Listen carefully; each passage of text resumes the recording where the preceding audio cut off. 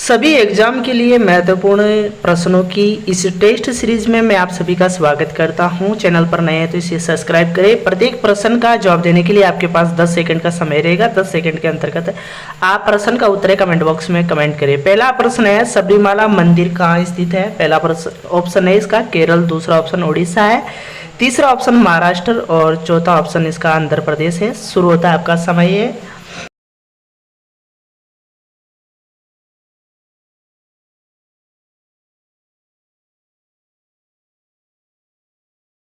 तो इसका option number 1 सही हो जाएगा। सबरीमाला मंदिर केरल में स्थित है। दूसरा प्रश्न है, प्रार्थना समाज के संस्थापक कौन थे? पहला ऑप्शन स्वामी विवेकानंद, दूसरा ऑप्शन आत्माराम पांडुरंग, तीसरा स्वामी दयानंद सरस्वती और चौथा ऑप्शन है राजा राममोहन राय।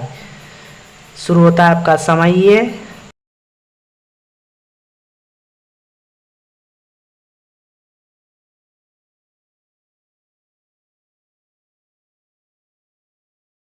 तो इसका ऑप्शन नंबर 2 सही है। आत्माराम पांडुरंग प्रार्थना समाज के संस्थापक थे। तीसरा प्रश्न है, भारत में केंद्रीय आलू अनुसंधान संस्थान कहाँ स्थित है? पहला ऑप्शन शिमला, दूसरा ऑप्शन है दिल्ली, तीसरा ऑप्शन है लखनऊ और चौथा ऑप्शन है रांची। कहाँ पर स्थित है केंद्रीय आलू अनुसंधान संस्थान?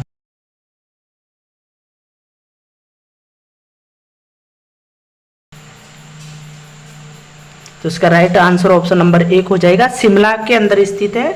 चौथा प्रश्न है, किस भारतीय राज्य की मुख्य भूमि की तटरेखा है वो सबसे लंबी है? पहला ऑप्शन केरल, दूसरा महाराष्ट्र, तीसरा उड़ीसा और चौथा ऑप्शन है गुजरात।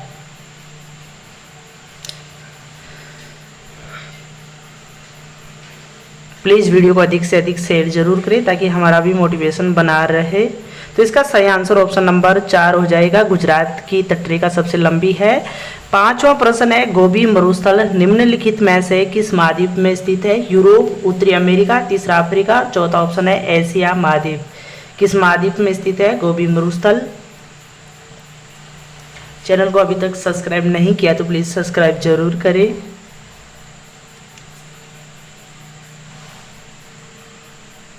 तो इसका ऑप्शन नंबर 4 सही हो जाएगा, एशिया महाद्वीप के अंतर्गत स्थित है। और छठा प्रश्न है, प्रसिद्ध गोल गुंबद स्थित है? पहला ऑप्शन पंजाब, दूसरा राजस्थान, तीसरा ऑप्शन है कर्नाटक और चौथा ऑप्शन है गुजरात।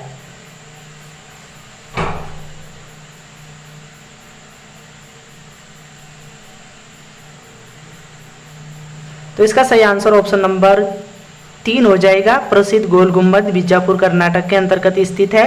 और सातवां प्रश्न है, जलियांवाला बाग नरसंहार किस तिथि को हुआ था? बार बार पूछा जा रहा है यह प्रश्न, हालांकि प्रश्न बिल्कुल आसान है, सभी को आता होगा।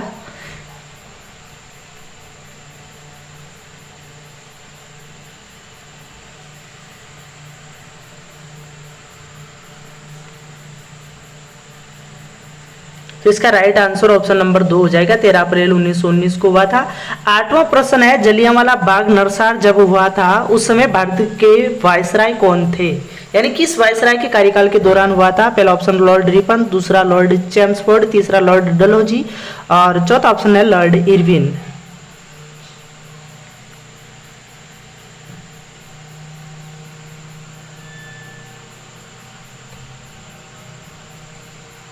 तो इसका राइट आंसर ऑप्शन नंबर 2 हो जाएगा, लॉर्ड चैम्सफोर्ड के काल में जलियांवाला बाग नरसंहार हुआ था। 9वां प्रश्न है, निम्न में से उर्वरक क्रांति से कौन सा रंग संबंधित है? उर्वरक क्रांति से संबंधित कौन सा रंग है? गुलाबी, भूरा, काला या फिर सुनहरा?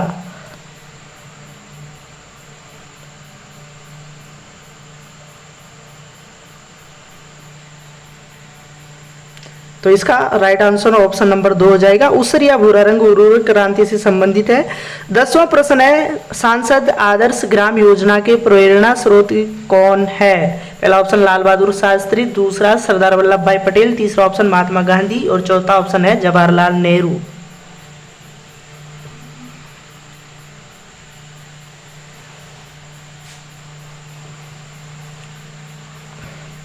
राइट आंसर हो जाएगा ऑप्शन नंबर 3, महात्मा गांधी है सांसद आदर्श ग्राम योजना के प्रेरणा स्रोत। और 11वां प्रश्न है, रूर क्षेत्र किस देश का सबसे महत्वपूर्ण औद्योगिक क्षेत्र है? रूर क्षेत्र, पहला ऑप्शन फ्रांस, दूसरा जर्मनी, तीसरा हंगरी और चौथा ऑप्शन है डेनमार्क।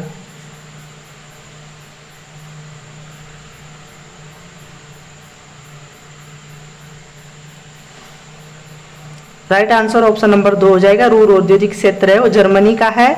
और 12वां प्रश्न है, जीएसटी किस तरह का कर है? ये मूल्य संवर्धित कर है या फिर आयकर है या प्रत्यक्ष कर है या फिर अप्रत्यक्ष कर? किस तरह का कर है जीएसटी? पीडीएफ भी इन प्रश्नों की मिल जाएगी, लास्ट में दिया गया उसका निर्देश। तो जीएसटी एक प्रकार का अप्रत्यक्ष कर है। 13वां प्रश्न है, 1857 के विद्रोह के दौरान भारत में ब्रिटिश महिलाओं को समर्पित एक पेंटिंग बनाई गई थी जिसका नाम था इन मेमोरियम। तो यह पेंटिंग किसने बनाई थी? पहला ऑप्शन जॉन टेनियल, दूसरा थॉमस जॉन्स बार्कर, तीसरा फेलिस वीटो और चौथा ऑप्शन है जोसेफ नोएल पैटन। किसने बनाई थी इन मेमोरियम पेंटिंग जो कि महिलाओं को समर्पित है? तो इस प्रश्न का राइट आंसर ऑप्शन नंबर 4 हो जाएगा, जोसेफ नोएल पैटन ने बनाई थी।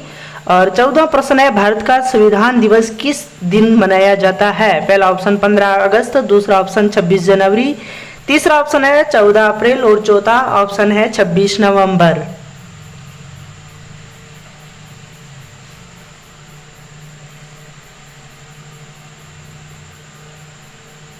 तो इसका right answer option number D हो जाएगा, 26 नवंबर को भारत का संविधान दिवस मनाया जाता है।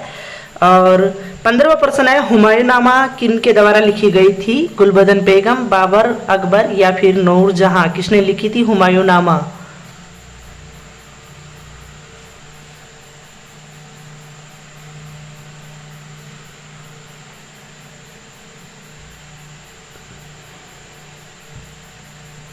तो इसका पहला ऑप्शन सही है, गुलबदन बेगम ने लिखी थी हुमायूंनामा।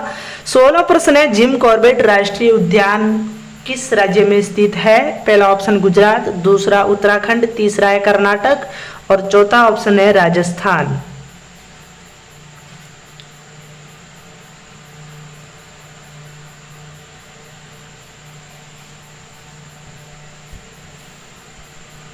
तो इसका सही आंसर ऑप्शन नंबर 2 हो जाएगा, जिम कॉर्बेट राष्ट्रीय उद्यान उत्तराखंड में स्थित है। और 17वां प्रश्न है, यूनेस्को का मुख्यालय कहाँ स्थित है? वाशिंगटन डीसी, दूसरा ऑप्शन न्यूयॉर्क, तीसरा ऑप्शन लंदन और चौथा ऑप्शन है पेरिस। यूनेस्को का मुख्यालय कहाँ स्थित है?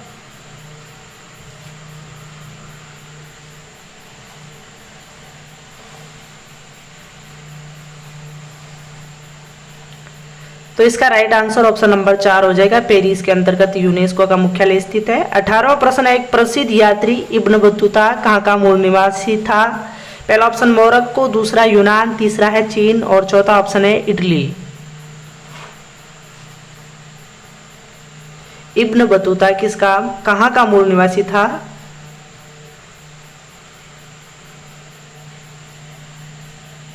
ऑप्शन नंबर 1 इसका सही हो जाएगा, इब्न बतूता मोरक्को का मूल निवासी था। और 19वां प्रश्न है कि भारतीय संविधान के जनक के रूप में किसे जाना जाता है? पहला ऑप्शन डॉक्टर भीमराव अंबेडकर, दूसरा ऑप्शन है डॉक्टर राजेंद्र प्रसाद, तीसरा ऑप्शन है डॉक्टर के एम मुंशी तथा चौथा ऑप्शन है श्री सच्चिदानंद सिन्हा।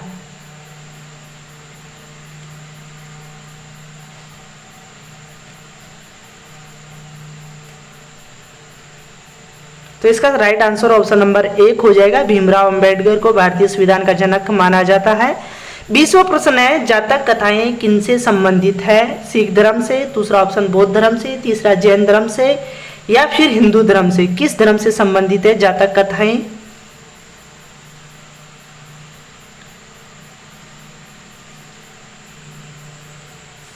तो इसका राइट आंसर ऑप्शन नंबर 2 हो जाएगा, बौद्ध धर्म से संबंधित है जातक कथाएं। 21वां प्रश्न है कि कावेरी जल विवाद है वो किन किन राज्यों के बीच है? भारत और तेलंगाना, कर्नाटक और गोवा, कर्नाटक और आंध्र प्रदेश या फिर कर्नाटक और तमिलनाडु? इनमें से कौन सा ऑप्शन सही है? कावेरी जल विवाद।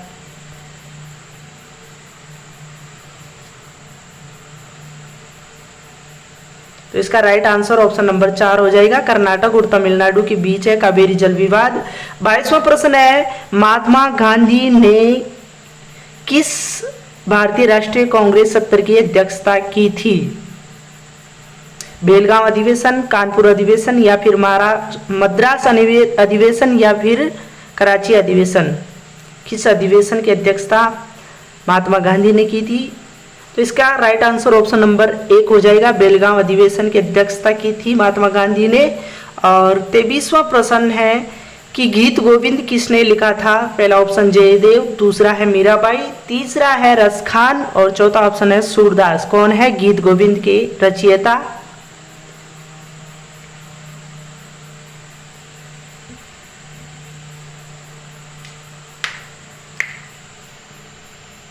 तो इसका ऑप्शन नंबर 1 सही है, गीत गोविंद है वो जयदेव ने लिखा था। 24वां प्रश्न है, भारत में सांप्रदायिक चुनाव प्रणाली सबसे पहले किस अधिनियम के द्वारा शुरू की गई थी? तो Cripps mission 1942, Wavell plan 1945, Rowlatt act 1919 या फिर मार्ले मिंटो रिफॉर्म्स 1909। सांप्रदायिक चुनाव प्रणाली सबसे पहले किस अधिनियम के तहत शुरू की गई थी? कमेंट करके जरूर बताएं।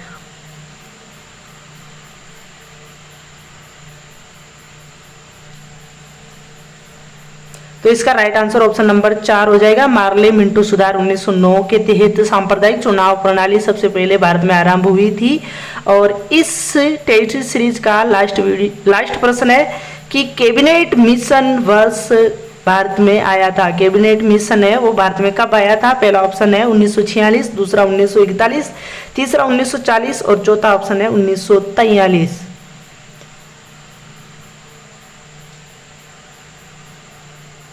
तो इसका राइट आंसर ऑप्शन नंबर 1 हो जाएगा। 1946 में कैबिनेट मिशन भारत में आया था। और वीडियो की विस्तृत व्याख्या सहित PDF अगर आप प्राप्त करना चाहते हैं तो हमारे व्हाट्सएप नंबर पर मैसेज करें। और वीडियो को अभी तक लाइक नहीं किया तो लाइक करें, चैनल को सब्सक्राइब नहीं किया तो सब्सक्राइब जरूर करें।